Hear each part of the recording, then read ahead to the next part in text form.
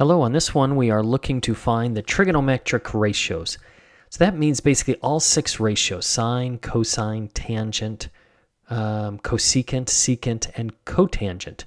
And on this one only one of them are provided, and that's the secant. Now on this one it helps a lot, I find, if I can just draw a triangle. So I'm just going to put a triangle in here, and then I can start filling in some things. I know that the secant is the hypotenuse divided by the adjacent. So this one is the hypotenuse. So we know that the hypotenuse in this case is 17, and the adjacent side we know is 8.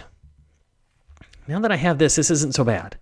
I know I just need to find this other side here. We'll call that the opposite side. If I can find that opposite side, then I can fill in all my ratios. And to find that side, because this is a right triangle, I can use Pythagorean's theorem. So Pythagorean's theorem says a squared plus b squared equals c squared.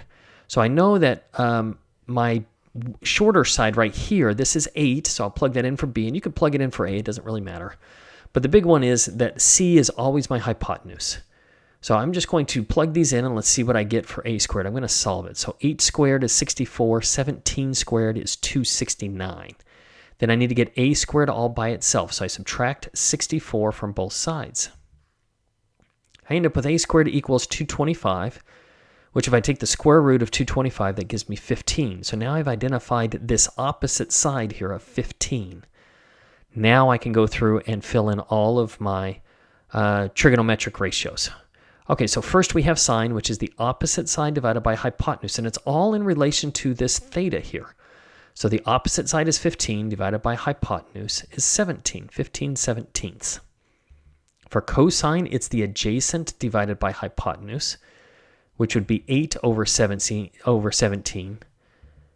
The tangent in this case is the opposite divided by the adjacent, which is 15 over 8, right? The opposite side divided by the adjacent side. Adjacent is right next to. That's 15 over 8.